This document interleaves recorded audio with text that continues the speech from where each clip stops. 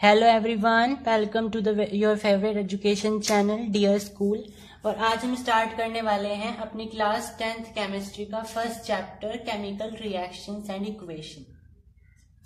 तो इस वीडियो में हम बेसिकली इस चैप्टर का पूरा इंट्रोडक्टरी पार्ट देखने वाले हैं कि इस चैप्टर में हम क्या क्या पढ़ने वाले हैं, क्या क्या इसके क्रूशियल इंपॉर्टेंट पॉइंट्स होने वाले हैं। Right, so let's start with the very first topic. पहले कुछ बेसिक सी चीजों को दोबारा से रिवाइंड कर लेते हैं जो अपनी जूनियर क्लासेस में हम पढ़ के आए हुए हैं। पहला टॉपिक है हमारा फिजिकल एंड केमिकल चेंजेस। हमारे एनवायरनमेंट में, हमारे नेचर में बेसिकली दो तरह के चेंजेस होते हैं। एक होता है फिजिकल चेंज, एक होता है केमिकल चेंज। अब हमें इनको देखना है कि ये क्या है, ठीक है। तो हम एग्जाम्पल से समझेंगे, उसके बाद हम इसका जो डेफिनेशन है उसकी तरफ जाएंगे। मैंने लिया है आप वाटर, ठीक है। मैंने किसी हैंड पंप से एक ग्लास वाटर ले लिया। दिस इज माय ग्लास, और इसमें मैंने पूरा भर के यहाँ पर पानी ले लिया, ठीक है। अब मुझे ये जो पानी है ये मैंने इसलिए भरा है क्योंकि मुझे इससे आइस क्यूब्स बनाने हैं, क्योंकि मुझे कोई शरबत बनाना है।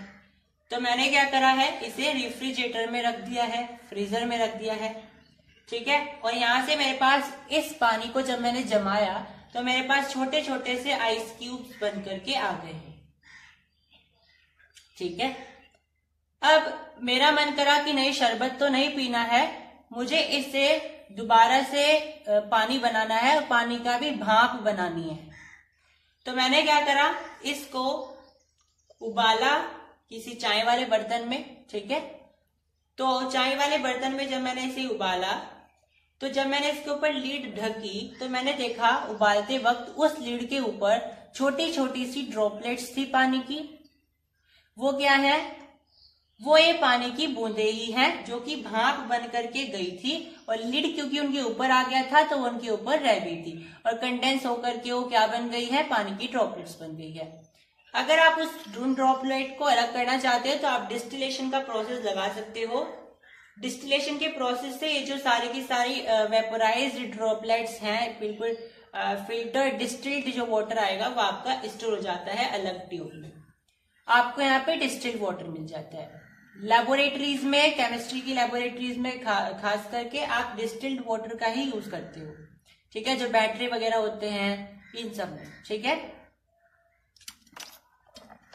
अब आप यहाँ पे क्या देख पा रहे हो कि एक जो मेरे पास मैटर था, ठीक है, वाटर क्या है, मैटर है। हम क्लास 9th में पढ़ के आए हुए हैं कि वाटर यानी H2O एक मैटर है। तो ये मैटर क्या होता है, एनीथिंग विच ऑक्यूपाइज स्पेस, ठीक है, कुछ भी जो कि ऑक्यूपाइज कर सके स्पेस और उसकी कुछ वॉल्यूम हो, ठीक है। तो जो यहाँ पे वाटर था वो पहले तो था लिक्विड स्टेट में। ये क्या है, ये पानी का जब मैंने गिलास भरा था ये लिक्विड स्टेट में था। जब मैंने इसे जमा दिया तो ये सॉलिड स्टेट में आ गया, और जब मैंने फिर से पिघलाया और भाप बना दी, अब ये गैसियस स्टेट में आ गया। है तो पानी ही, तो क्या मैं इस भाप से दोबारा पानी बना सकता हूं? बिल्कुल। भाई जो मैंने डिस्टिलेशन करी है वो किस लिए करी है, उन भाप से पानी बनाने के लिए। जब मैं यहाँ पे डिस्टिलेशन मैंने प्रोसेस लगाया तो मेरे पास यहाँ पे अलग से H2O मिल जाएगा, यानी फिर से मेरे पास यही चीज आ गई। इसका मतलब क्या है कि अगर आपके पास कोई ऐसा मैटर है जिसे आप दोबारा से रिवर्स कर सकते हो, वो रिवर्सिबल है, उसे आप बोलते हो फिजिकल चेंज। ऐसा नहीं है कि आपने किसी चीज से दूसरी चीज को बनाया है और आप फिर उस दूसरी चीज से पहली चीज नहीं बना सकते हो। एग्जाम्पल ये जो मैंने अभी बताया, पानी से आप बर्फ बना सकते हो, बर्फ से आप पानी बना सकते हो, ठीक है। अब दूसरा एग्जाम्पल अगर हम यहाँ पे समझें, आपके पास दूध होता है, मिल्क, और एक हम एग्जाम्पल लेंगे कैंडल का, ठीक है।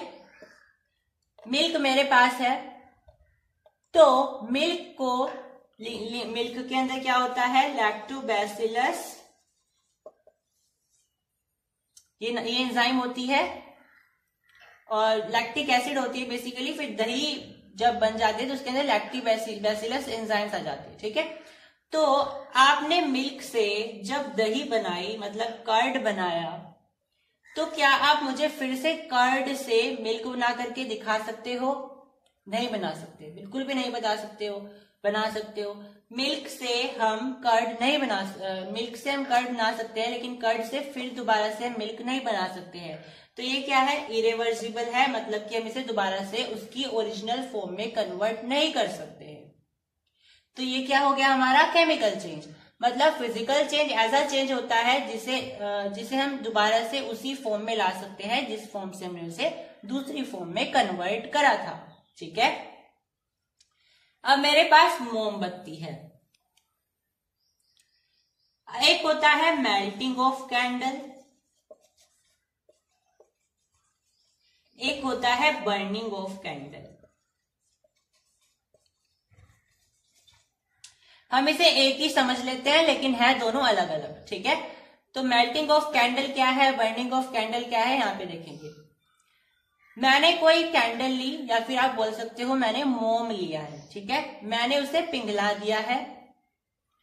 पिघलाने का मतलब ये बिल्कुल भी नहीं है कि हमने उसकी रिएक्शन करा दी है ऑक्सीजन से और वो बिल्कुल एनवायरमेंट में फैल गया है, वो होगा आपका बर्निंग में। ठीक है, मेल्टिंग का मतलब है जस्ट आपने उसका स्टेट फॉर्म कन्वर्ट कर दिया है। मतलब कैंडल पहले क्या थी? सॉलिड थी, आपने उसे मेल्ट करा, इसका मतलब क्या है? अब आपने उसे लिक्विड फॉर्म में ला दिया है। ठीक है, इसका मतलब ये है। तो इसका मतलब यहाँ पे क्या हो गया कि ये आपका फिजिकल चेंज है। लेकिन बर्निंग में क्या होता है? बर्निंग जब आप करते हो कैंडल की, तो आपकी एक तो वैक्स की जो अमाउंट होती है वो कम होती जाती है। ठीक है, और भले ही आप उसको कन्वर्ट कर लो फिर दोबारा से कैंडल में या लिक्विड में, लेकिन आप उसके वही ओरिजिनल अमाउंट नहीं ला सकते हो, क्योंकि उसमें से कुछ अमाउंट बर्न हो चुकी है। तो ये क्या होता है? आपका केमिकल चेंज। ठीक है, यहां तक समझ में आया। और यहाँ पे ध्यान रखना कि केमिकल चेंज हमेशा होते हैं इरिवर्सिबल, आप उनको दोबारा से उनकी ओरिजिनल फॉर्म में कन्वर्ट नहीं कर सकते हो। लेकिन फिजिकल चेंज होते हैं रिवर्सिबल, उनको आप चेंज कर सकते हो। ठीक है, और भी अगर आपके पास ऐसे एग्जाम्पल्स हैं तो please make sure to write them in the comment section. कुछ और एग्जाम्पल से समझते हैं, जैसे कि मेरे पास होता है केक। केक किन किन चीजों से मिलकर के बनता है? ये क्रीम से मिलकर के बनता है, एग भी डाल सकते हैं, राइट, ब्रेड, और क्या, मान लीजिए मिल्क आ गया, मुझे नहीं पता, I am not a baker, लेकिन हम मान लेते हैं ये सारी चीजें होती है, चॉकलेट मान लो। ठीक है, इन सारी चीजों को मिक्स करके हम पूरा एक केक बनाते हैं। ठीक है, तो मैंने ये चीज डाली, ये चीज डाली, ये सब मिक्स कर दिया और उसका मैंने केक बना दिया। तो क्या केक में से हम दोबारा से इन सारी चीजों को दोबारा से निकाल सकते हैं? क्या हम उसी एग को दोबारा से निकाल सकते हैं वहां से? तो बोलोगे क्रीम उठा लेंगे ऊपर से। भाई हम ये मानते हुए चल रहे हैं कि हमने सारी चीजें बिल्कुल मिक्स कर दी है। ठीक है, उस केस में हम उन चीजों को दोबारा से नहीं निकाल सकते एज इट इज। ठीक है, उनमें कुछ ना कुछ ये चेंज आ चुका है क्योंकि वो आपस में मिक्स हो गई है। आप उसमें से दोबारा से वो सारी चीजें नहीं निकाल सकते जो इंग्रेडिएंट्स आपने उसमें मिलाए थे। तो ये भी क्या है? ये एक आपका केमिकल चेंज है। समझ में आई बात? तो यहाँ पे हमने अपना फिनिश कर लिया है केमिकल और फिजिकल चेंज। अब आपके पास ध्यान आपको ये रखना है कि केमिकल चेंज, फिजिकल चेंज, हम जो यहाँ पे पढ़ने वाले हैं वो यहाँ पे केमिकल चेंज पढ़ने वाले हैं। केमिकल चेंज का मतलब होता है केमिकल रिएक्शन, क्योंकि केमिकल चेंज किसकी वजह से होता है? किसी केमिकल रिएक्शन की वजह से होता है। ठीक है, तो केमिकल चेंज का होने का क्या मतलब होता है या क्या कारण होता है? तो केमिकल चेंज होने का क्या कारण होता है? केमिकल रिएक्शन होना। केमिकल चेंज इसी वजह से आया है क्योंकि उसके अंदर कोई ना कोई केमिकल रिएक्शन हुई है। ठीक है, और जैसे कि आप एग्जाम्पल से समझ सकते हो, मैंने मिलाया है, हम यहाँ पे सिंपल से एग्जाम्पल लेते हैं, H2 + O2 will give you H2O। ठीक है, यहाँ हम इसको बैलेंस नहीं कर रहे हैं। चैप्टर जब हम आगे बढ़ाएंगे तो आपको ट्रिक भी बताएंगे कि कैसे हम केमिकल इक्वेशन को बैलेंस कर सकते हैं। ठीक है, ट्रिक से। वैसे तो हिट एंड ट्रायल मेथड होता ही है। तो केमिकल रिएक्शन ये आपके पास है, तो मैंने यहाँ पे H2 मतलब हाइड्रोजन, और डायएटॉमिक होता है क्योंकि गैसेस जनरली डायएटॉमिक होती है क्योंकि वो डायएटॉमिक स्टेट में ही एनवायरमेंट में एग्जिस्ट कर सकती हैं। ऐसे ही O2, और ये दोनों जब मिलेंगे तो आपको क्या बना करके देंगे, वाटर, H2O। ठीक है, अब आपको यहाँ पे देखो H2 और O2 आपके पास है। अब आप H2O को अलग नहीं कर सकते हो H और O, किस मेथड से, फिजिकल मेथड से। ठीक है, ध्यान रखना, आप वाटर में से H और O यानी कि हाइड्रोजन और ऑक्सीजन अलग अलग नहीं कर सकते हो, लेकिन किससे, फिजिकल मेथड से। तो क्या हम केमिकल मेथड से अलग कर सकते हैं, बिल्कुल कर सकते हैं।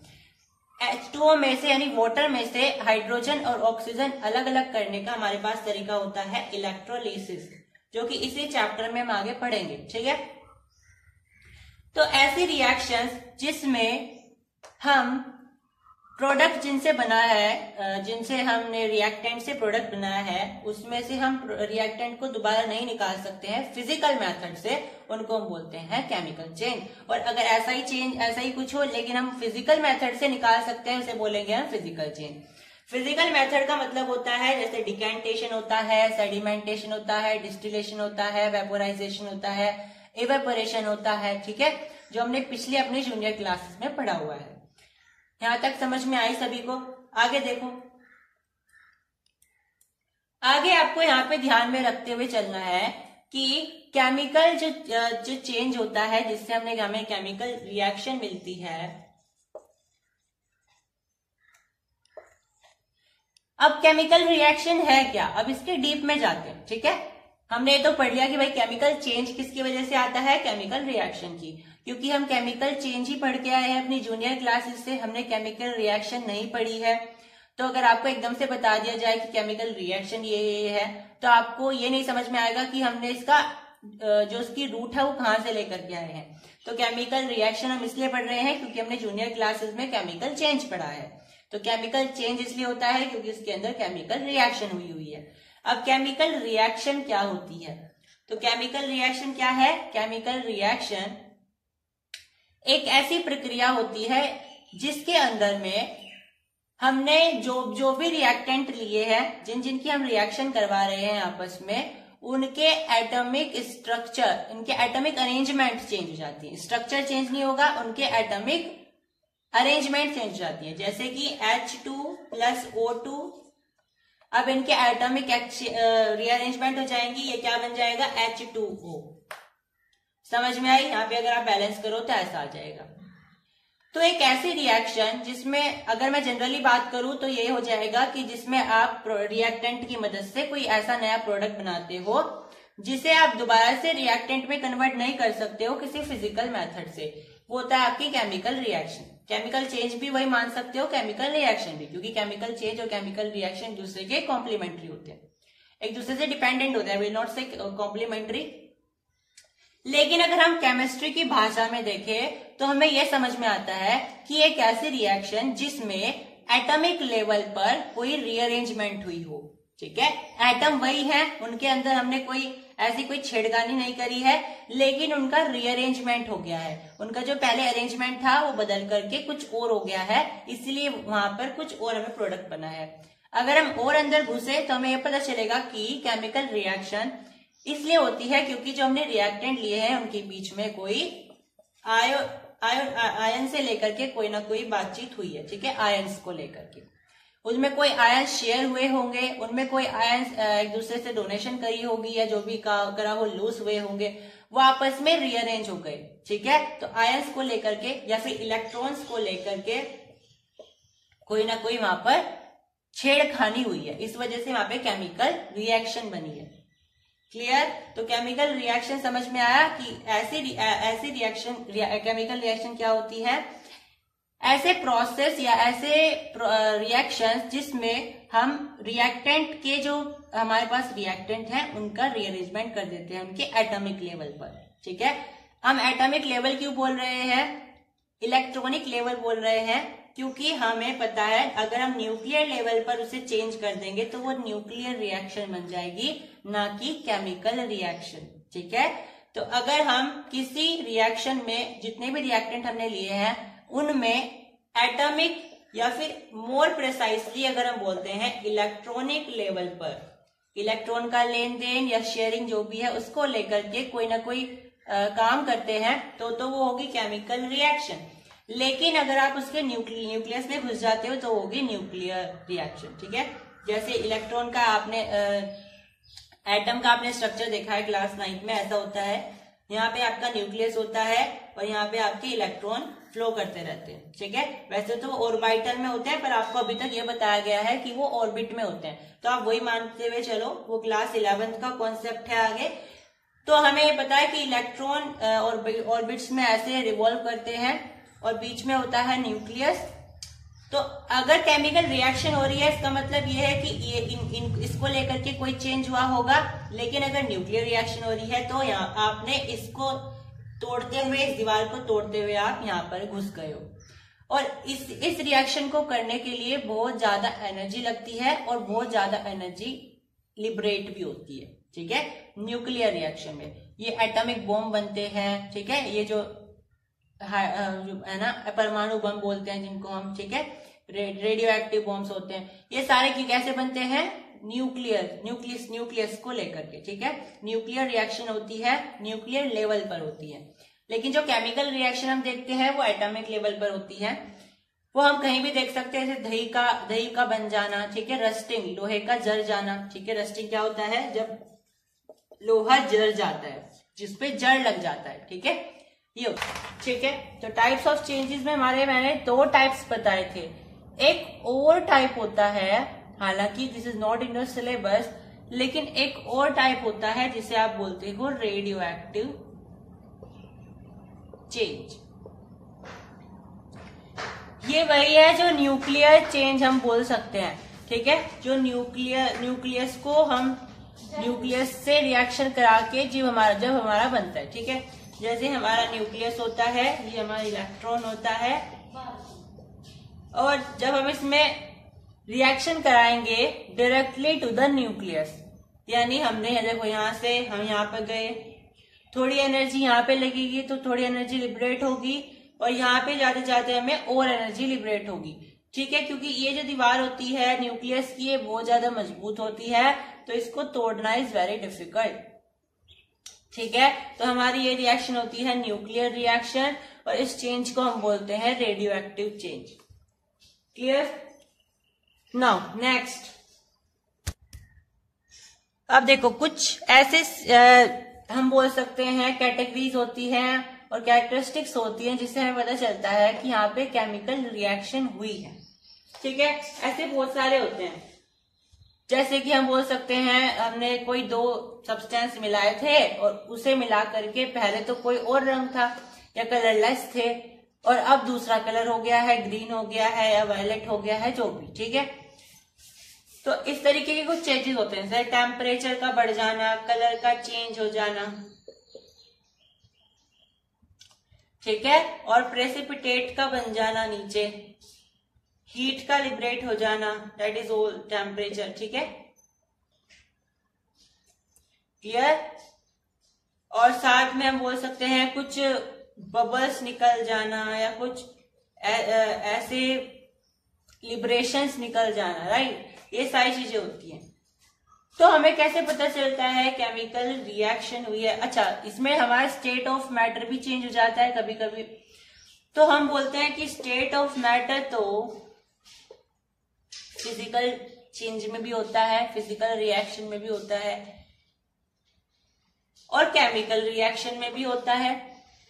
तो अब हम कैसे पता करेंगे कि ये जो स्टेट ऑफ मैटर हुआ है ये कौन सी रिएक्शन में हुआ है, whether it is in chemical reaction और फिजिकल रिएक्शन? ठीक है, तो देखो, अगर एक रिएक्शन ऐसी है जिसमें केवल और केवल स्टेट ऑफ मैटर चेंज हुआ है और उसके साथ में कोई और ऐसी कैरेक्टरिस्टिक नहीं आई है जो केमिकल रिएक्शन होने के बाद आती है, तो इसका मतलब ये है कि वो आपकी कौन सी रिएक्शन है? वो आपकी फिजिकल रिएक्शन, या ज्यादा अच्छा रहेगा मैं ऐसा बोले कि वो फिजिकल चेंज है, क्योंकि इसमें कोई रिएक्शन नहीं होती। ठीक है, आप जस्ट उसका स्टेट ऑफ मैटर चेंज कर देते हो। अगर वो पहले लिक्विड था तो आप गैस बना देते हो, गैस था तो सॉलिड बना देते हो, राइट। अच्छा, अगर हम ये बोलते हैं कि उसका स्टेट ऑफ मैटर चेंज हो जाए या वो हो या ना हो, उसके साथ साथ दो कोई और चेंजेस भी होने चाहिए। यानी अगर आप स्टेट ऑफ मैटर में कंफ्यूज हो कि स्टेट ऑफ मैटर तो भाई केमिकल रिएक्शन में भी हो सकता है, फिजिकल रिएक्शन में भी हो सकता है, तो फिजिकल रिएक्शन में तो केवल और केवल state of matter he change होगा, ठीक है। लेकिन अगर स्टेट ऑफ मैटर के साथ साथ कुछ और चेंज भी होता है, मान लीजिए टेम्परेचर बढ़ गया, या फिर कोई कलर चेंज हो गया है, या प्रेसिपिटेट बन गया है, तो हम वहां पे बोलेंगे कि ये केमिकल रिएक्शन हुई है, ठीक है। तो ये तरीके होते हैं जिससे हम पता करते हैं कि केमिकल रिएक्शन हुई है। ये तो थे जब हम स्टेट ऑफ मैटर में कंफ्यूज हो जाए। अब कुछ बेसिक क्राइटेरिया होते हैं जिससे हमें पता चल जाता है कि यहाँ पे केमिकल रिएक्शन हुई है, ठीक है। पहला होता है इवोल्यूशन ऑफ गैस, ठीक है, इवोल्यूशन ऑफ गैस, गैस का उत्पन्न हो जाना, गैस का लिबरेट हो जाना, ठीक है।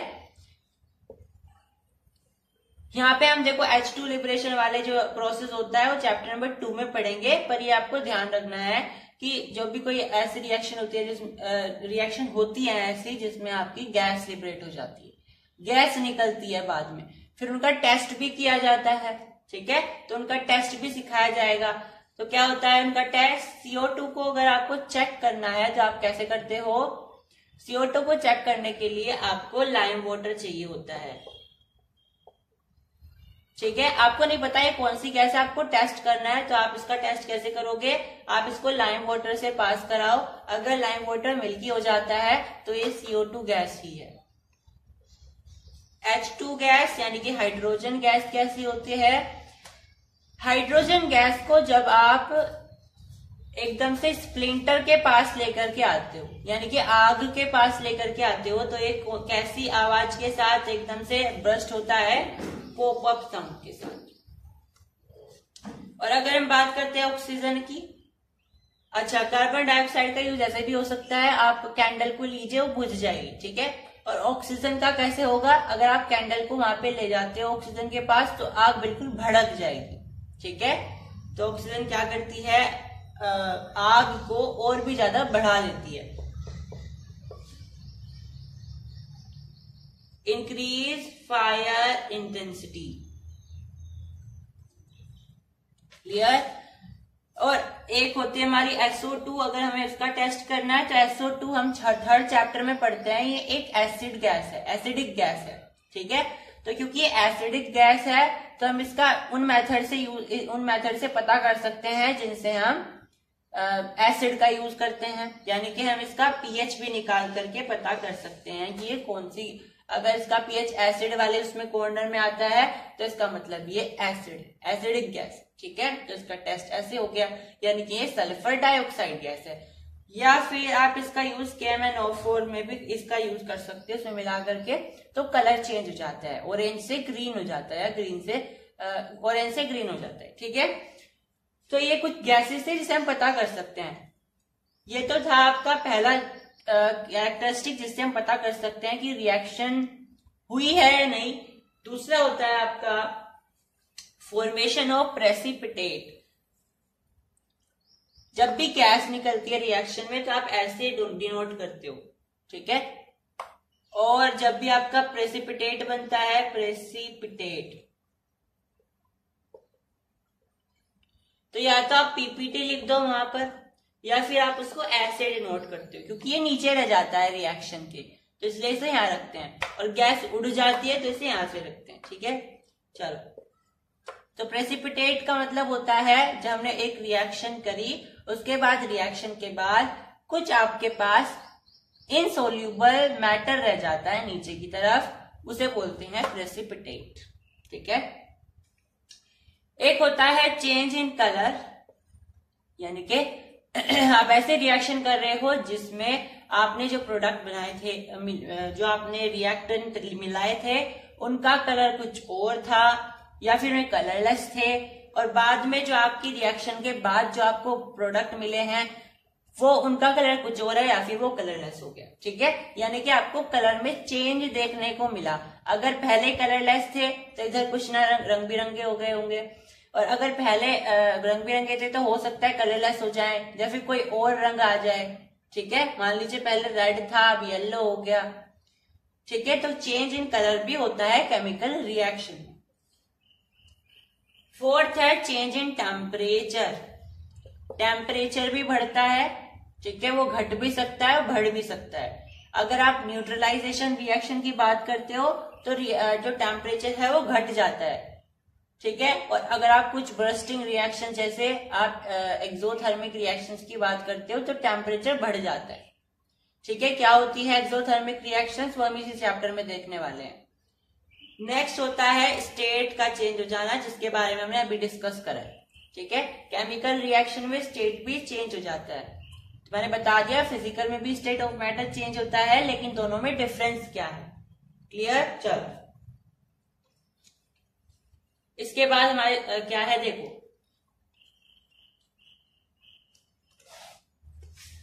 तो हमारे यहाँ पे टाइप्स ऑफ रिएक्शन क्या होती है वो हम बाद में देखेंगे।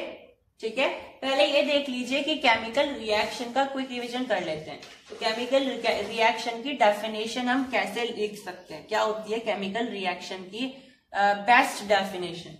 तो इसकी बेस्ट डेफिनेशन क्या होती है, केमिकल रिएक्शन, सिंपली आप ये भी लिख सकते हो कि केमिकल रिएक्शन वो होती है जिसमें रिएक्टेंट मिलते हैं और कुछ नया प्रोडक्ट बनाते हैं, और उन प्रोडक्ट से हम दोबारा से उसके रिएक्टेंट को नहीं बना सकते बिना किसी फिजिकल मेथड से। आपको वहां पे कोई मैकेनिकल मेथड यूज करना पड़ेगा। मैकेनिकल से मेरा मतलब है कोई जैसे इलेक्ट्रोलिसिस हो गया।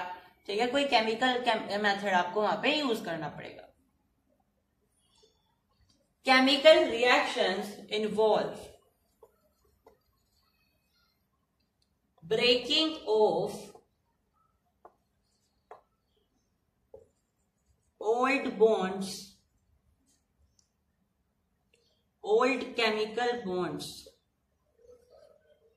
old chemical bonds। ठीक है, यहाँ पे old chemical bonds which exist between the atoms of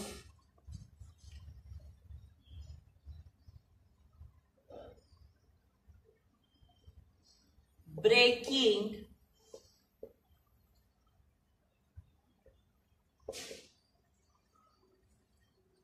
treating substance and then making of new chemical bonds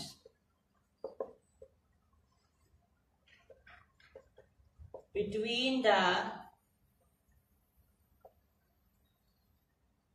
rearranged atoms of new substance। I would say ये बेस्ट डेफिनेशन है। वैसे तो लिखने को आप ये भी लिख सकते हो आसान से, जो मैंने बताई थी। इसे देखते हैं क्या है। तो chemical reaction involve breaking of old chemical bonds, यानी जो पहले रिएक्टेंट के बीच में जो पुराने केमिकल बॉन्ड थे, केमिकल रिएक्शन में क्या होता है, वो पुराने केमिकल बॉन्ड टूट जाते हैं और नए केमिकल बॉन्ड बनते हैं। इससे एटॉमिक रीअरेंजमेंट हो जाती है। ये आपकी होती है केमिकल रिएक्शन। सभी को समझ में आई? अब एक होती है हमारे पास रिएक्शन, मैग्नीशियम को आप जलाते हो किसके साथ, ऑक्सीजन के साथ। ठीक है, मतलब आपने मैग्नीशियम रिबन लिया और आपने मैग्नीशियम रिबन को जला दिया। ठीक है, तो क्या होता है, white flashing light, white dazzling light निकलती है। ये क्वेश्चन आता है। ठीक है, व्हाइट डैजलिंग लाइट निकलती है और व्हाइट एक आपके पास नीचे कंपाउंड बन जाता है। तो कभी कभी उसका नाम पूछ लिया जाता है कि भाई वो एक्स है तो उसका नाम बताइए। ठीक है, यानी मैग्नीशियम रिबन को आपने जलाया व्हाइट डैजलिंग लाइट निकली तो क्या प्रोडक्ट बना होगा नीचे व्हाइट कलर का? तो क्या होता है, मैग्नीशियम को जलाने का मतलब होता है उसके साथ ऑक्सीजन की रिएक्शन करवाना। तो मैग्नीशियम में प्लस हो जाएगा ऑक्सीजन, और मैग्नीशियम में जब ऑक्सीजन प्लस होगा तो हमें क्या मिलेगा, मैग्नीशियम ऑक्साइड मिलेगा।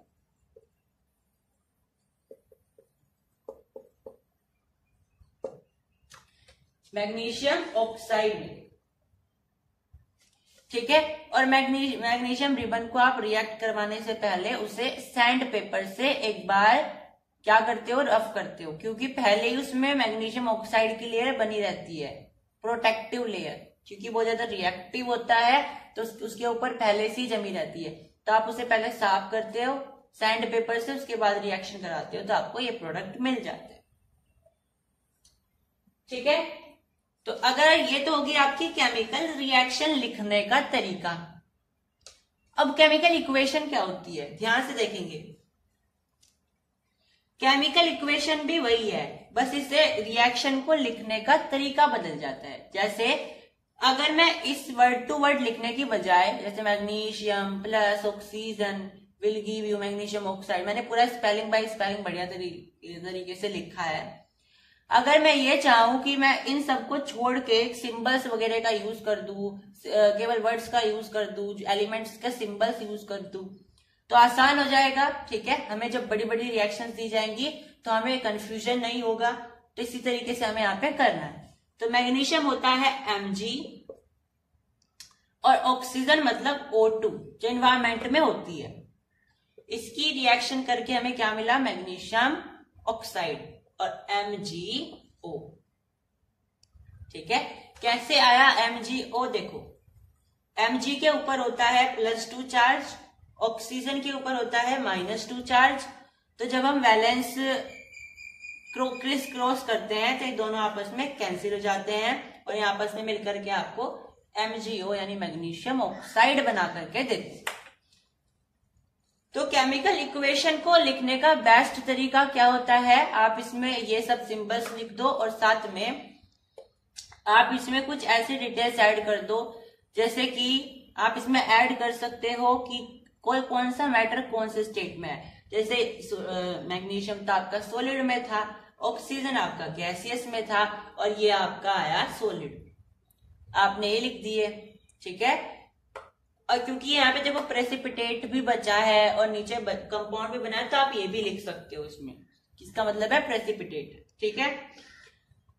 अब केमिकल इक्वेशन को जब आप लिखते हो, सबसे पहला काम होता है उसे बैलेंस करना। बिना बैलेंस के आपकी केमिकल इक्वेशन अधूरी होती है।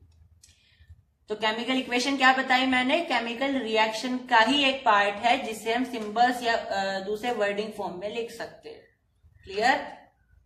अगर हीट हो रही है तो आप इसको ऐसे बना सकते हो यहाँ पे, तो ये सारे सिंबल्स होते हैं। अच्छा, अब आता है बैलेंसिंग का कॉन्सेप्ट। हम आखिर बैलेंस क्यों करते हैं इक्वेशन को, बैलेंस करने की जरूरत क्यों पड़ी? तो इसके पीछे का कारण होता है मास law of conservation of mass, ठीक है। Law of conservation of mass, law of conservation of mass. इस लॉ की वजह से हमें इक्वेशन को बैलेंस करना पड़ता है। ये लॉ किसने दिया था, तो ये लॉ दिया था एंटोइन लावोसियर ने 1774 में दिया था। इसका मानना यह था कि मास can neither be created nor destroyed, ठीक है। यानी मास को आप ना तो क्रिएट कर सकते हो और ना ही बना सकते हो, ना ही डिस्ट्रक्ट कर सकते हो, ना नष्ट कर सकते हो। तो अगर मैं ये रिएक्शन ही लेकर के चलूं Mg + O2 तो मुझे क्या मिल रहा है, MgO। अगर मैं यहां मॉलिक्यूल की बात करूं तो यहां पे देखो एक मॉलिक्यूल है, ठीक है, और इसका पूरा का पूरा एक एटम है। ये एक मॉलिक्यूल है पर इसके 2 एटम आ गए, ठीक है, यहाँ पे एक अगर मोल तो देखो यहाँ पे दो ही एक ही है, तो इसको हम छोड़ सकते हैं। लेकिन अगर यहाँ बात करें एटम की, तो यहाँ एक ही एटम है, यहाँ 2 एटम है। अब अगर हम इधर चेक करें तो मैग्नीशियम के कितने एटम है? 1 है, और ऑक्सीजन का भी 1 है, यानी यहाँ पे 2 थे और यहाँ पे 1 हो गया। ये 1 एटम कहाँ गया? तो law of conservation of mass के अनुसार तो कोई भी रिएक्शन ऐसी नहीं होगी जिसमें हम किसी मास को घटा सकते हैं, कोई ऐसा नहीं होगा हम एक्स्ट्रा बना सकते हैं। तो यानी हमें ये कहीं ना कहीं बैलेंस करना पड़ेगा, ठीक है, नहीं तो ये इस लॉ का क्या कर देगा? अनादर कर देगा, इसको डिसरिस्पेक्ट कर देगा। तो बैलेंसिंग के तरीके क्या होते हैं? बैलेंसिंग के आप मेरी एक ट्रिक भी है, उसे भी हम देखेंगे। तो पहले आप अपनी हिट एंड ट्रायल मेथड देखिए। हिट एंड ट्रायल मेथड जो आपकी एनसीईआरटी कहती है। हिट एंड ट्रायल मेथड में होता है कि आप कर करके देखो, लगा के देखो, अच्छा यहाँ पे ये आ जाएगा, है ना, यहाँ पे ये आ जाएगा, ऐसे। हिट एंड ट्रायल मेथड का वही मतलब वही होता है, ठीक है। जैसे देखो, सबसे पहले तो आप ये काम कर लिया करो, जब भी आपको बैलेंस करनी होती है इक्वेशन, ऐसे यहाँ पे कॉर्नर बना लिया करो, क्योंकि हमें जो भी यहाँ पे जो भी नंबर लिखना होता है यहाँ पे, वो इसके बाहर ही लिखना होता है। अब यहाँ पे चेक करिए, इसका 1 था, इसके 2 हैं। यहाँ पे इसका तो 1 है पर इसके 2 हैं, यानी क्या मैं यहाँ पे 2 लगा दूं? बिल्कुल भी नहीं, क्योंकि हमें इसके बाहर तो घुसना ही नहीं है, ना इसके पीछे लगाना है। तो एक ही ऑप्शन बचा, इधर रखना पड़ेगा। बिल्कुल सही है, तो मुझे यहाँ पे 2 रखना पड़ेगा। समझ आई?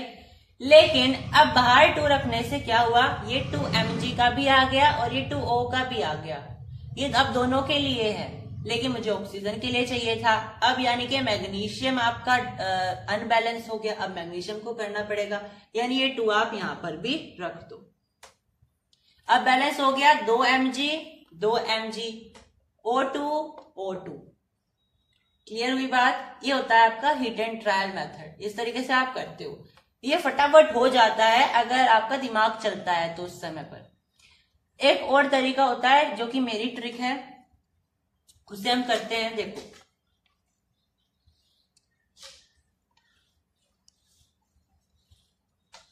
अच्छा, ट्रिक देखने से पहले एक चीज देखो, यहाँ पे ये रिएक्शन हमारी बनी 2 mg plus O2 will give you 2 mg। अब तुम सोच रहे होंगे ये क्या है? तो वैसे तो ये मोल नंबर होता है, लेकिन इसे हम बोलते हैं स्टीशियोमेट्रिक कोएफिशिएंट। मैंने आपको प्रीवियस वीडियो में कहा था कि हम स्टीशियोमेट्री पढ़ने वाले हैं। स्टीशियोमेट्री तो आपकी क्लास 11th में है, लेकिन उसका छोटा सा पार्ट स्टीशियोमेट्रिक कोएफिशिएंट आपको क्लास 10th में दे दिया गया है, ठीक है। तो स्टीशियोमेट्रिक कोएफिशिएंट क्या होता है? जब भी आप किसी कंपाउंड के आगे ऐसे मोल लगा देते हो, कोई संख्या लगा देते हो, उसको आप बोलते हो स्टीशियोमेट्रिक कोएफिशिएंट है उसका। ये क्या रिप्रेजेंट करता है कि इसमें कितने मोल हैं, ठीक है। अभी के लिए इतना ही ध्यान रखना है हमें, स्टीशियोमेट्रिक कोएफिशिएंट का मतलब ये होता है, ठीक है। अब वो ट्रिक देख लीजिए जिससे हम बैलेंस कर सकते हैं इक्वेशन को। अब बैलेंस यह भी हुई नहीं है, हमें बैलेंस करनी है, तो यहाँ पे लिख लेते हैं दोबारा से mg प्लस O2 MgO। अब जितने भी कंपाउंड हैं उतने वेरिएबल मान लो।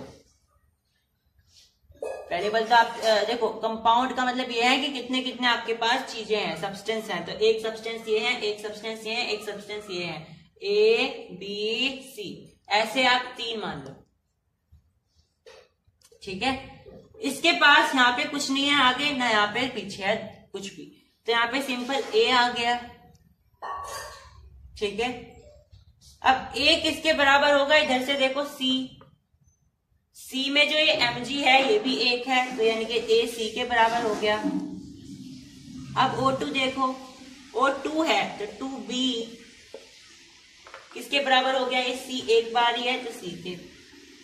अब जो भी ज्यादा बार आता है, रिपीट होता है, उसे हम 1 के इक्वल कर लेते हैं। C यहाँ पे 2 बार आया तो हमने लेट कर लिया कि जो C है वो 1 है। अगर C 1 है तो A भी 1 हो जाएगा, और यहाँ पे अगर हम 1 पुट करते हैं तो हमें B कितना मिलता है, 1/2 मिलता है। ठीक है, तो अगर मैं यहाँ पे देखूं इस रिएक्शन को, यानी यहाँ पे मेरे पास आ जाएगा 1/2। अब ऐसे हम लिखते नहीं है, हमें तो प्रॉपर चाहिए होती है संख्या। तो इसे हटाने के लिए हमें क्या करना पड़ेगा, 2 से सारे मल्टीप्लाई कर दो ऊपर की साइड। यहाँ 2 आ जाएगा, यहाँ 2 आ जाएगा, यहाँ पे 2 आ जाएगा, ये 2 से 2 कट जाएगा। मेरे पास जो फाइनल बैलेंस्ड इक्वेशन आएगी वो कुछ ऐसी दिखेगी। ठीक है, जैसे एक और एग्जांपल समझते हैं।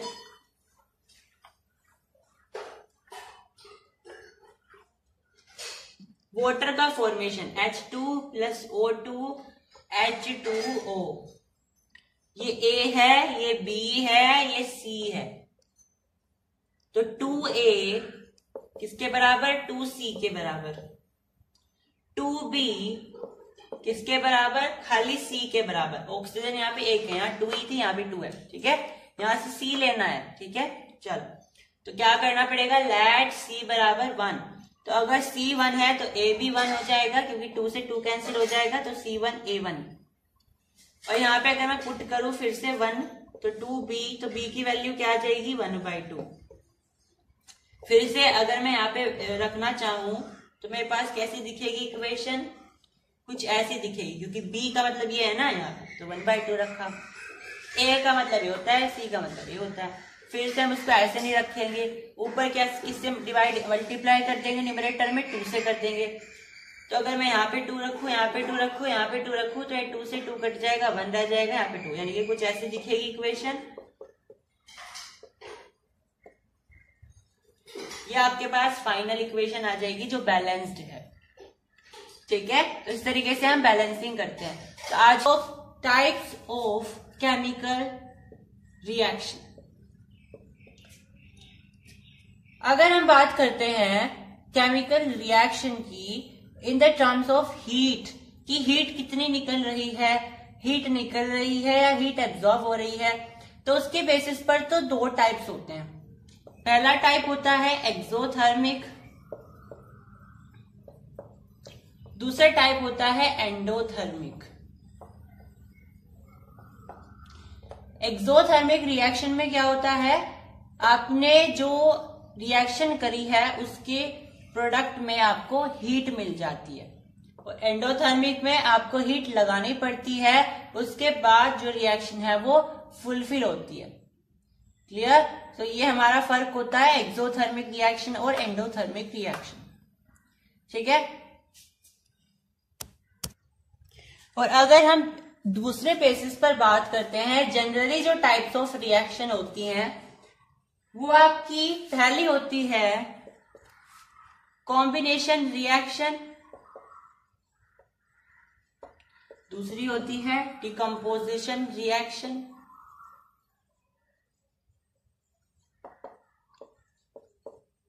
थर्ड होती है डिस्प्लेसमेंट रिएक्शन, फोर्थ होती है डबल डिस्प्लेसमेंट रिएक्शन,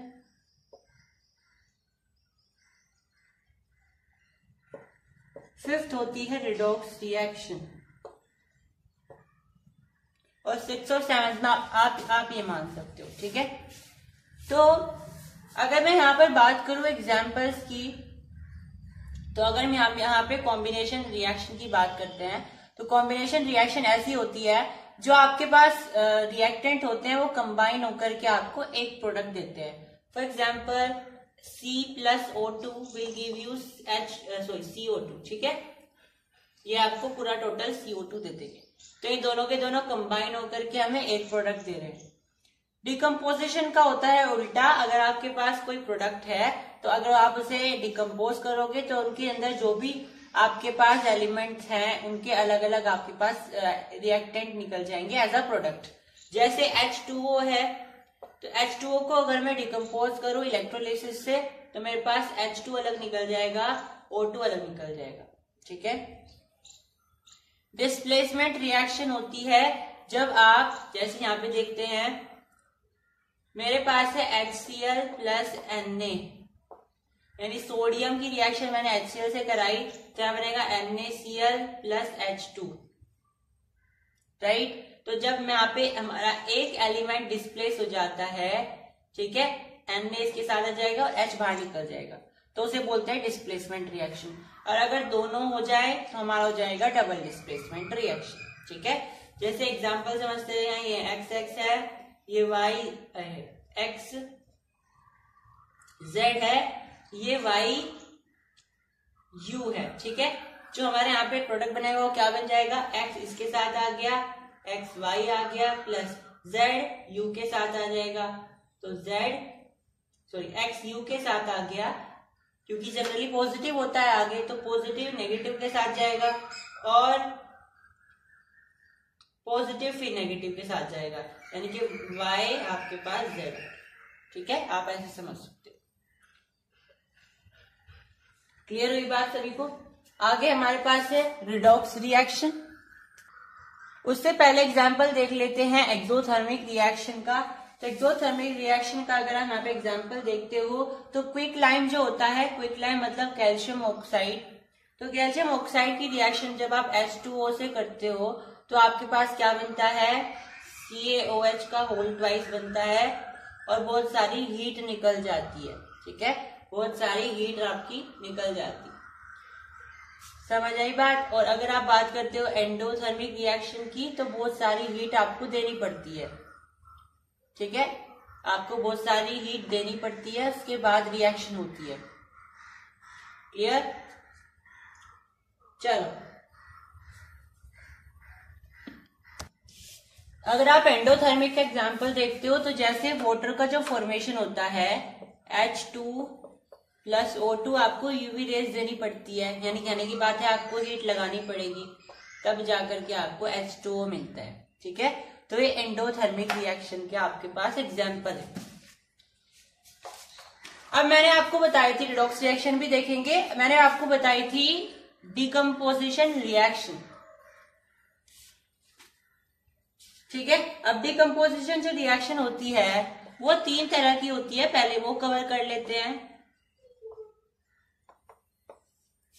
उसके बाद रिडॉक्स रिएक्शन करेंगे, हमारा चैप्टर ऑलमोस्ट फिनिश होने वाला है। तो डिकम्पोजिशन रिएक्शन की अगर मैं बात करूं तो हमारे पास पहला जो उसका टाइप होता है वो होता है थर्मल डिकम्पोजिशन रिएक्शन। दूसरा जो टाइप होता है वो होता है इलेक्ट्रोलिसिस डिकम्पोजिशन रिएक्शन। तीसरा जो एग्जाम्पल होता है वो होता है फोटोलिसिस डिकम्पोजिशन रिएक्शन। फटाफट से देखते हैं, बहुत ज्यादा इंपॉर्टेंट है ये। थर्मल का अगर मैं बात करूं, थर्मल से आप क्या समझते हैं, हीट, ठीक है, थर्मल का मतलब होता है हीट, यानी कि डिकम्पोजिशन रिएक्शन कब होगी, जब आप उसमें हीटिंग करते हो। अगर आप उसे हीट देते हो तो आपकी डिकम्पोजिशन रिएक्शन फुलफिल होगी, तो आप बोलोगे थर्मल डिकम्पोजिशन रिएक्शन। अगर आप बिजली देते हो, वहां पे बिजली के झटके दे रहे हो उसे, तो आप बोलोगे इलेक्ट्रोलिसिस डिकम्पोजिशन रिएक्शन। और अगर आप फोटोलिसिस मतलब आप सनलाइट दे रहे हो तो आप बोलोगे फोटोलिटिक डिकम्पोजिशन रिएक्शन। क्लियर। तो अगर मैं बात करूं थर्मल डिकम्पोजिशन रिएक्शन की तो हमारे पास एग्जांपल होता है CaCO3। और जब आप इसे हीट करते हो तो आपके पास क्या बनता है, CaO यानी कैल्शियम ऑक्साइड या क्विक लाइम, और प्लस में कार्बन डाइऑक्साइड, ये आपके पास रिएक्शन आती है। अगर आप बात करते हो इलेक्ट्रोलिसिस की तो बहुत अच्छा एग्जांपल है इलेक्ट्रोलिसिस का, दैट इज H2O, और आपके पास बनता है H2H2 प्लस O2। वाटर, जो वाटर बनता है वो वाटर को अगर आप इलेक्ट्रोलिसिस करोगे तो आपके पास H2 और O2 मिल जाता है। अब फटाफट से डीपली समझ लेते हैं कि इलेक्ट्रोलिसिस काम कैसे करता है, ठीक है।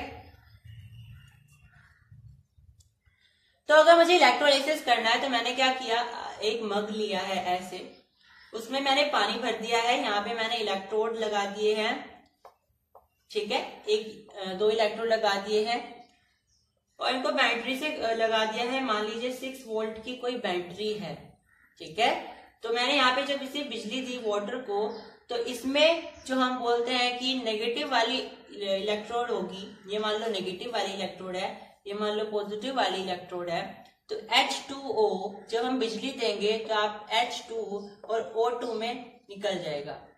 अगर हम आयनिक लेवल पर देखें तो H क्या है, H पॉजिटिव, O क्या है, O ट्वाइस नेगेटिव, यही होता है। तो इसका मतलब क्या है, जो नेगेटिव है वो पॉजिटिव की तरफ जाएगा, जो पॉजिटिव है वो नेगेटिव की तरफ जाएगा।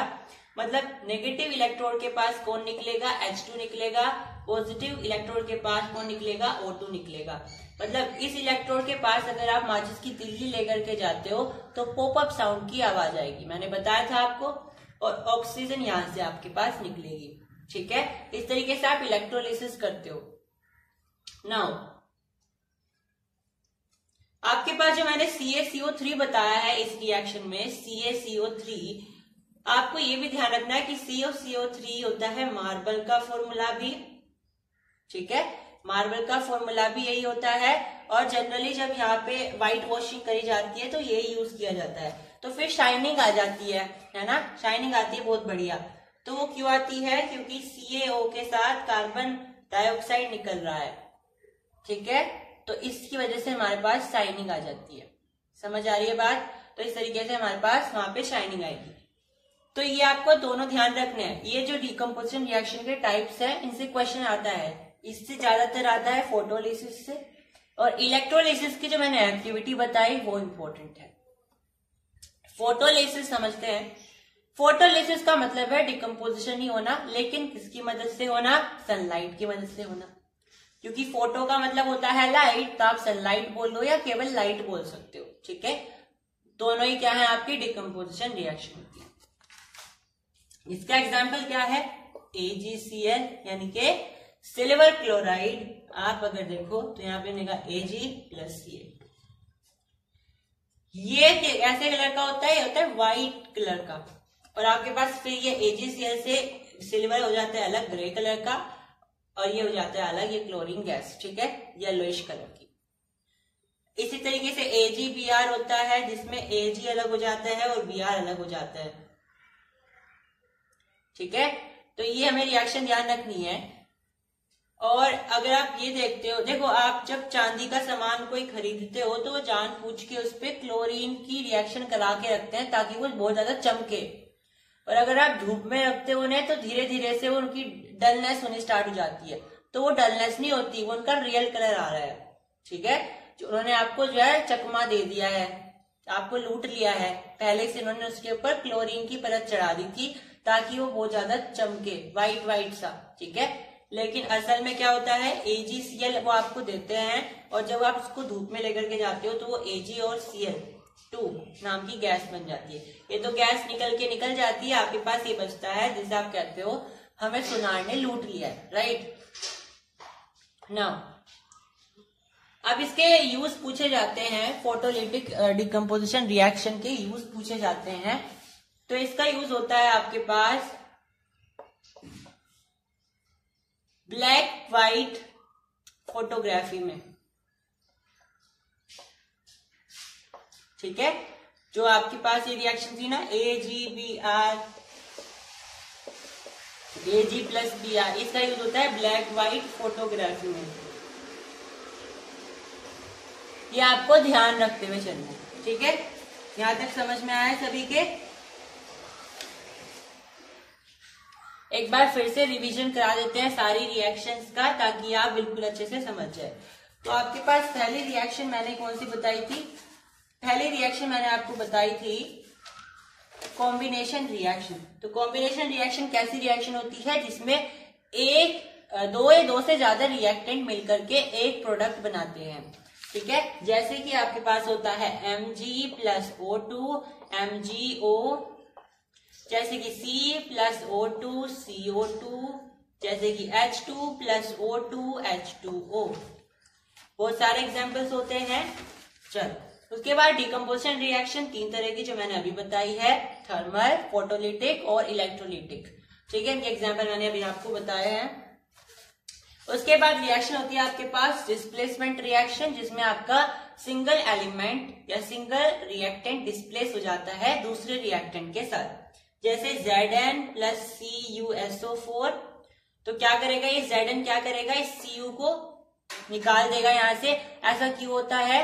क्योंकि रिएक्टिविटी सीरीज के अनुसार जो एलिमेंट्स ऊपर आएगा with respect to another element वो उससे ज्यादा रिएक्टिव होता है। तो जिंक जो है कॉपर से ज्यादा रिएक्टिव होता है, तो जिंक इसे हटा देगा। तो आपके पास क्या बनेगा? ZnSO4 प्लस Cu आपके पास अलग निकल जाएगा। क्लियर? नाउ आपके पास होती है डबल डिस्प्लेसमेंट रिएक्शन। जैसे कि यहाँ पे देखिए BaCl2 plus Na2SO4 will give you BaSO4 plus NaCl। तो यहाँ पे क्या हुआ है? ये Ba है और जो पहला होता है आपके पास जनरली वो पॉजिटिव होता है, तो पॉजिटिव किसके पास जाएगा? यहाँ के नेगेटिव के पास जाएगा। अब यहाँ का पॉजिटिव किसके पास जाएगा? यहाँ के नेगेटिव के पास जाएगा। ठीक है, तो BaSO4 आ गया, पर Na2Cl2 नहीं होता कुछ, क्योंकि एक दूसरे से 2 कट जाएंगे, इक्वल चार्ज जाएगा, तो NaCl आपके पास बन जाएगा। जो आपके घर आप टाटा नमक खाते हो दैट इज NaCl। ठीक है, ये कैसे बनता है? वैसे तो NaCl नहीं बनता, नमक बनता है जनरली, जो हम रिएक्शन बना के देखते हैं लेबोरेटरीज में, वो भी हम आपको कराएंगे। ठीक है, एक्सपेरिमेंट क्लासेस भी आपकी जल्दी होगी। तो यहां तक मैंने आपको बताए हैं रिएक्शंस के टाइप। अब आपकी लास्ट रिएक्शन बचती है, that is redox reaction. Redox reaction, अब रिडॉक्स रिएक्शन में क्या होता है? ऑक्सीडाइजेशन और रिडक्शन एक साथ साथ हो जाते हैं। ठीक है, ऑक्सीडाइजेशन और रिडक्शन दोनों साथ साथ हो जाते हैं। अब इस बात को समझने के लिए, रिडॉक्स रिएक्शन को समझने के लिए ऑक्सीडाइजेशन और रिडक्शन का समझना बहुत ज्यादा जरूरी है। तो इनके मतलब हम कई तरीके से निकालते हैं। जैसे कि ऑक्सीडाइजेशन का मतलब होता है ऐड कर देना ऑक्सीजन, ठीक है, या फिर माइनस कर देना हाइड्रोजन। ठीक है, ऑक्सीडाइजेशन का मतलब क्या होता है? या तो आप उसमें ऑक्सीजन ऐड कर दो या फिर आप उससे हाइड्रोजन निकाल दो। आपके पास अगर ऑक्सीजन है भी नहीं, अगर आपको ऑक्सीडाइजेशन करनी है फिर भी, तो आप क्या कर सकते हो? उसमें से हाइड्रोजन को निकाल सकते हो। ठीक है, एक और मतलब होता है लॉस ऑफ इलेक्ट्रॉन्स। ऑक्सीडाइजेशन का मतलब होता है लॉस ऑफ इलेक्ट्रॉन्स।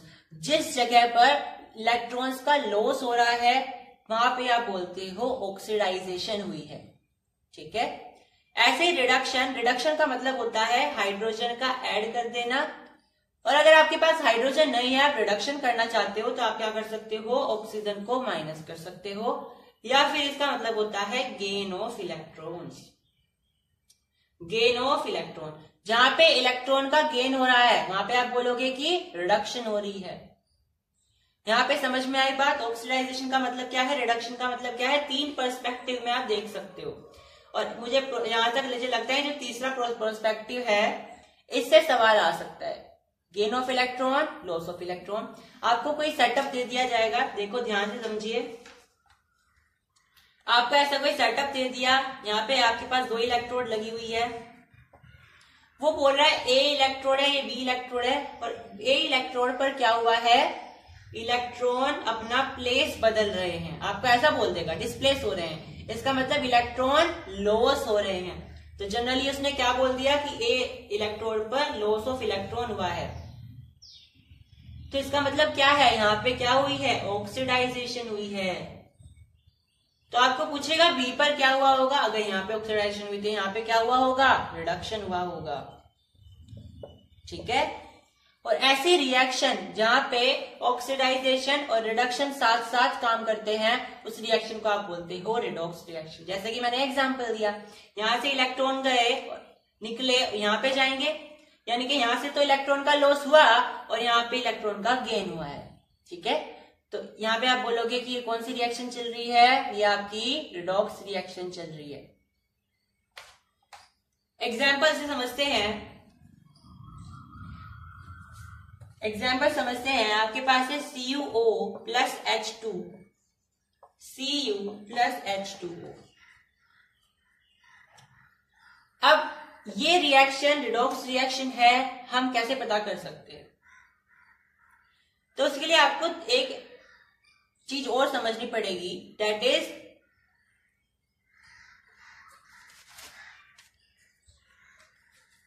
आपको यहां पे समझना पड़ेगा कि रिड्यूसिंग एजेंट क्या होता है,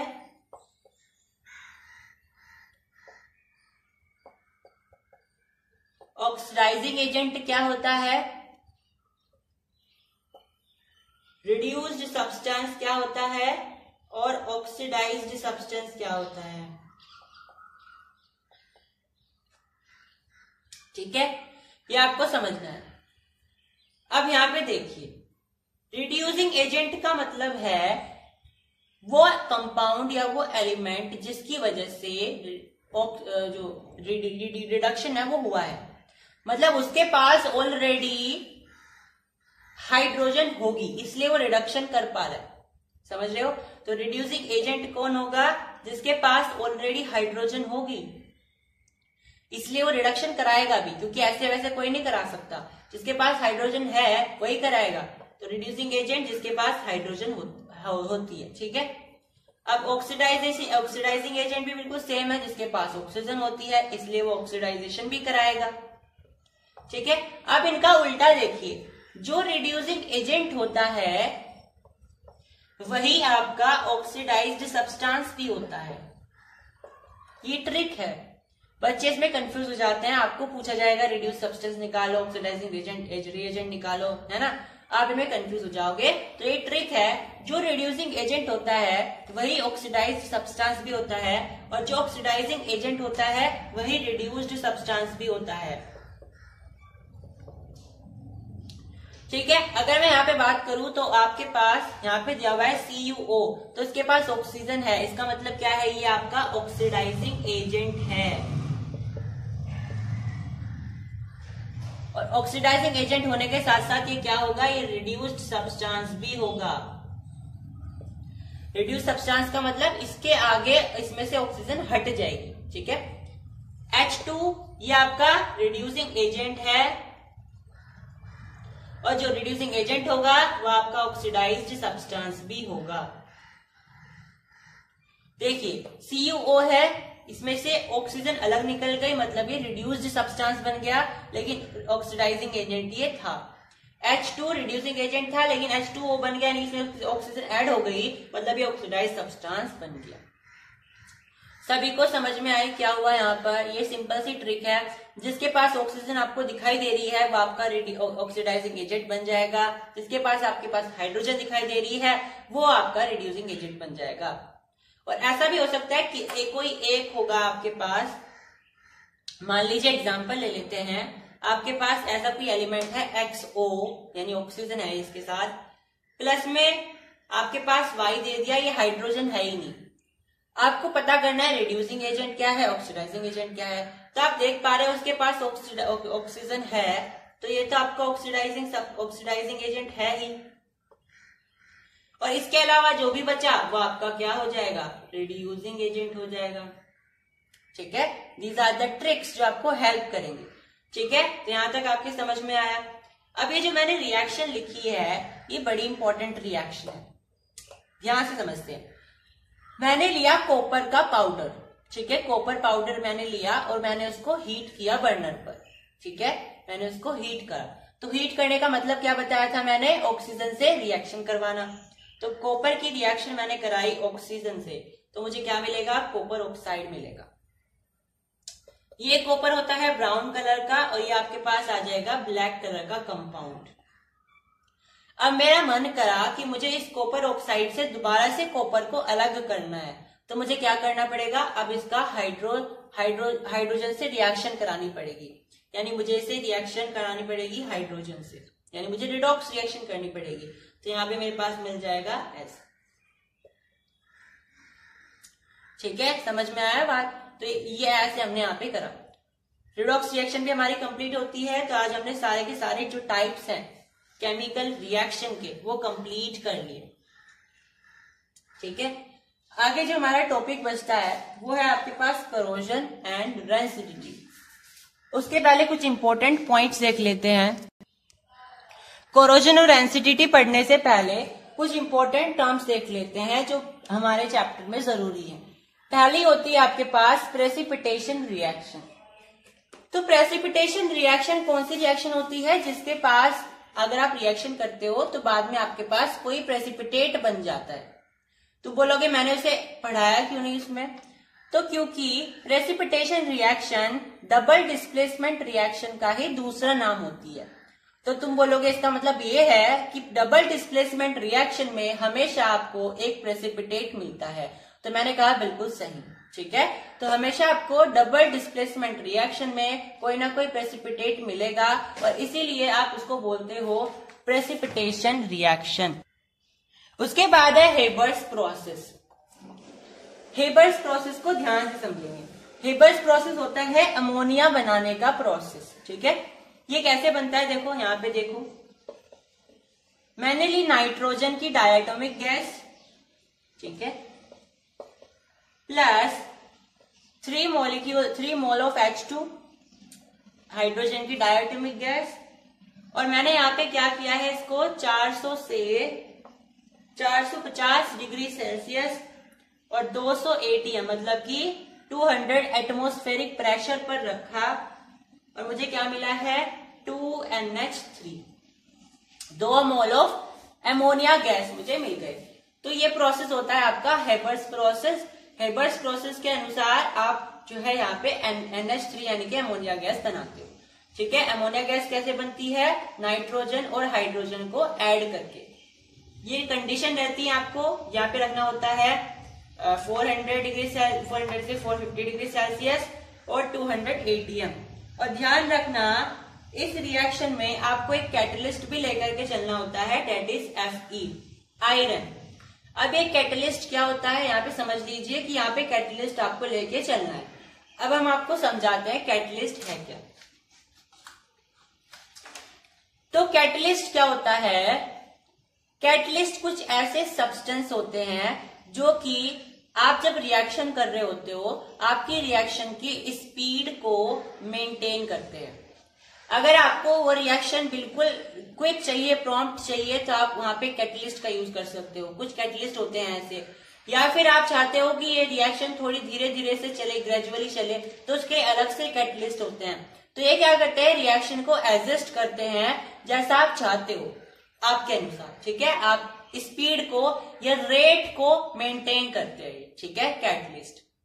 जैसे कि हमारी बॉडी में जो एंजाइम्स होते हैं वो क्या होते हैं? वो होते हैं बायोलॉजिकल कैटलिस्ट, ठीक है। आपके अंदर बहुत सारे ऐसे न्यूट्रिशनल कंपोनेंट होते हैं, पेप्सिन होते हैं, पेप्सिन जो एंजाइम है वो प्रोटीन वगैरह को करती है, ट्रिप्सिन है ना। ये जो सारी चीजें होते हैं एंजाइम्स होते हैं, और ये एंजाइम्स क्या करते हैं, एंजाइम्स को ये जो आपके एंजाइम्स होते हैं ये आपके न्यूट्रिशन कंपोनेंट को डिकम्पोज करते हैं, ठीक है, उनमें से लेते हैं, ठीक है। फूड को डिकम्पोज करके उसमें से न्यूट्रिशनल कंपोनेंट निकालते हैं, ठीक है। तो ये आपके बायोलॉजिकल कैटलिस्ट हो गए एंजाइम्स, ठीक है। अब हमारे चैप्टर का लास्ट पार्ट है, that is corrosion and rancidity. Corrosion का मतलब क्या होता है? कोरोजन का मतलब होता है एक ऐसा प्रोसेस जिसमें मेटल्स खराब हो जाते हैं, या तो वो सड़ जाते हैं, ईटन अप हो जाते हैं एयर, मॉइस्चर, केमिकल्स के एक्ट से, ठीक है। तो corrosion is a process in which metals are eaten up, जिसमें मेटल्स क्या हो जाते हैं, ईटन अप हो जाते हैं। किसके एक्शन से? एयर के एक्शन से, मॉइस्चर के एक्शन से, या फिर केमिकल्स के एक्शन से, ठीक है। रस्टिंग, रस्टिंग क्या होता है? तो देखो कोरोजन ही होता है रस्टिंग भी, लेकिन इसे अलग से नाम दिया गया क्योंकि ये कोरोजन ऑफ आयरन है। तो अगर आयरन का कोरोजन हो रहा है तो आप उसको स्पेशल नाम दे देते हो, दैट इज रस्टिंग। ऐसे अगर सिल्वर का हो रहा है कोरोजन तो आप उसको अलग से नाम दे देते हो, टार्निशिंग, ठीक है। तो रस्टिंग आपका होता है आयरन के साथ, ठीक है। तो रस्टिंग देखिए, रस्टिंग भी वही है, कोरोजन ऑफ आयरन, आप इसमें वही सेम डेफिनेशन लिख सकते हो। अब इसमें आपको एक रिएक्शन ध्यान रखनी होती है जो कि बहुत इंपॉर्टेंट होती है, और वो होती है, आपको डायरेक्ट ध्यान रखनी है, 4Fe plus 3O2 plus 2XH2O will give you 2Fe2O3 dot XH2O। ठीक है, और ये आपका केमिकल नेम क्या होता है इसका, हाइड्रेटेड आयरन थर्ड ऑक्साइड। इसको ही आप रस्ट बोलते हो। ये X क्या है, क्योंकि वाटर की अमाउंट बदल सकती है, तो यहाँ पे X की जगह कुछ भी आ सकता है। ठीक है, लेकिन रस्ट का फॉर्मूला यही होता है। रस्ट कैसे बनता है, आयरन, ऑक्सीजन, वाटर और आपके पास इधर। बेसिकली ये बोल रहे हैं कि जर कैसे लगता है, तो जर कैसे लगता है, जब आप लोहे को खुली हवा में छोड़ देते हो और मॉइस्चर भी वहां पे होता है। ठीक है, आप रात को छोड़ दो बाहर तो क्या होगा, ओस पड़ेगी उस पर, ओस पड़ने से ऑक्सीजन भी वहां पर है, तो आपको वहां पे आयरन पे जर लगा हुआ मिल जाएगा। ठीक है, तो जर का फॉर्मूला ये होता है, रस्ट का फॉर्मूला ये होता है। ठीक है, अब आपका नया टॉपिक है, डेट इज डेंसिटी। डेंसिटी क्या होता है, तो अगर आपका जो खाना है वो उसके अंदर ऑयल है, ऑयल की अमाउंट है, और उसका एरियल ऑक्सीडाइजेशन हो जाता है। एरियल ऑक्सीडाइजेशन मतलब कि हवा से ऑक्सीजन आई और आपका जो खाना है उसके अंदर ऑक्सीजन ने रिएक्शन कर दी। कहने की बात यह है कि आपका जो भोजन है वो खराब कर दिया, उसे आप बोलते हो रेंसिडिटी। रेंसिडिटी की वजह से आपके भोजन से अनप्लेजेंट स्मेल आने लग जाती है और अच्छा टेस्ट नहीं आता। ठीक है, अब रेंसिडिटी से बचाव कैसे किए जाएं, रेंसिडिटी से बचाव कैसे किए जाएं, तो रेंसिडिटी से बचाव करने के बहुत सारे तरीके होते हैं। पहला तो होता है आप एंटीऑक्सीडेंट्स का यूज कर सकते हो, क्योंकि उसने क्या कर दिया है, उसने फूड को ऑक्सीडाइज कर दिया है, तो आप क्या यूज कर सकते हो, एंटीऑक्सीडेंट जो उसको काट सके। दूसरा होता है नाइट्रोजन गैस की आप पैकेजिंग कर सकते हो, नाइट्रोजन गैस भर सकते हो। नाइट्रोजन गैस प्रिवेंट रखेगी, आपके फूड को ऑक्सीडाइज नहीं होने देगी। उसके बाद होता है आप रेफ्रिजरेटर का यूज कर सकते हो, सबसे सिंपल होता है। उसके बाद होता है आप एयर टाइट कंटेनर, यानी आप हवा घुसने ही मत दो कंटेनर में, है ना, हवा नहीं घुसेगी तो ऑक्सीडाइज भी नहीं होगा। उसके बाद होता है आप फूड को सनलाइट से बाहर रखो, क्योंकि फूड भी क्या कर सकता है, आपके खाने को डिकम्पोज कर सकता है। ठीक है, अब कुछ इंपॉर्टेंट बातें हैं जो आपको ध्यान रखनी है।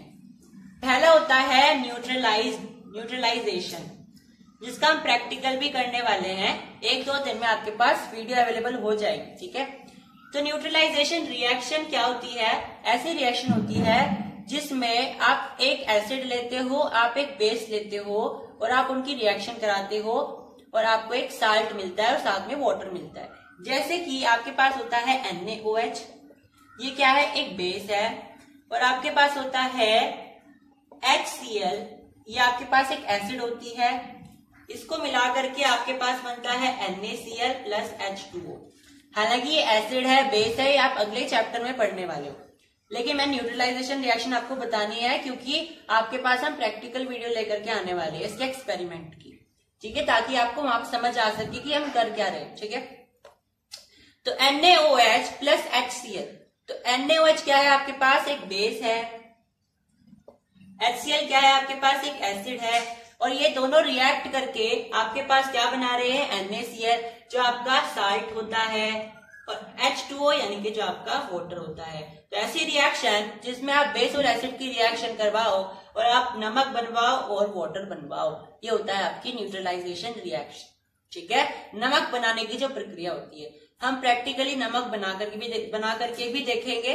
ठीक है, एक होता है आपके पास जनरली एक सवाल पूछा जाता है कि जुगनू क्यों चमकते हैं। ठीक है, ग्लो फ्लाइज ग्लो क्यों करती हैं, इसका जो जवाब है वो रिडॉक्स रिएक्शन से जुड़ा हुआ है, इससे मुझे बताना है। तो ग्लो फ्लाइज जो होती है उनके अंदर कुछ स्पेशल टाइप की प्रोटीन होती है। ठीक है, स्पेशल टाइप की प्रोटीन होती है, और जो प्रोटीन वो निकलती है उसका नाम होता है ल्यूसीफेरिन होता है। और ये ल्यूसीफेरिन नाम की जो प्रोटीन होती है ये कहां से निकलती है, लूसीफेरेट से निकलती है। ठीक है, लूसीफेरेट से निकलती है। और जो ये ल्यूसीफेरिन नाम की प्रोटीन होती है ये ऑक्सीडाइज हो जाती है। ठीक है, जैसे कुछ जुगनू जो होते हैं वो उनके अंदर ये प्रोटीन भरी रहती है जो कि ल्यूसीफेरेट से निकलती है, ल्यूसीफेरिन नाम की। ये क्या करती है, हवा में मौजूद ऑक्सीजन से रिएक्शन कराती है, मतलब बेसिकली ये ऑक्सीडाइज हो जाती है। और जैसे ही ऑक्सीडाइज होती है, ऑक्सीडाइज होते ही इसमें एक रोशनी हमारे पास उपलब्ध हो जाती है। मतलब कि आप ऐसा बोल सकते हो ल्यूसीफेरिन प्लस ऑक्सीजन आपको लाइट प्रोवाइड कराता है। तो तुम बोलोगे क्या दिन में ही, तो क्या रात में ही होती है ये रिएक्शन? नहीं, ये दिन में भी होती है, लेकिन दिन में जो सनलाइट होती है उसकी रोशनी की वजह से वो जो लाइट होती है निकलती है जुगनू में, वो आपकी नलिफाई हो जाती है, न्यूट्रल हो जाती है। ठीक है, इसलिए आपको रात में दिखाई देती है, क्योंकि रात में ऐसा कोई चांदना होता नहीं है, रोशनी होती नहीं है, तो इसीलिए आपको यहाँ पे समझना है। तो ल्यूसीफेरिन जो है ऑक्सीजन से रिएक्शन कराती है और आपको लाइट देती है, इसीलिए जुगनू जो है चमकते हैं। समझ आई? यहाँ पे आपका कॉन्सेप्ट हुआ खत्म, आपका चैप्टर नंबर 1 हुआ फिनिश। बहुत जल्दी हम आपके लिए इसकी प्रैक्टिकल वीडियोस भी लेकर के आने वाले हैं। So make sure you have like the video and subscribe the channel as well to get every notification and every update from the channel.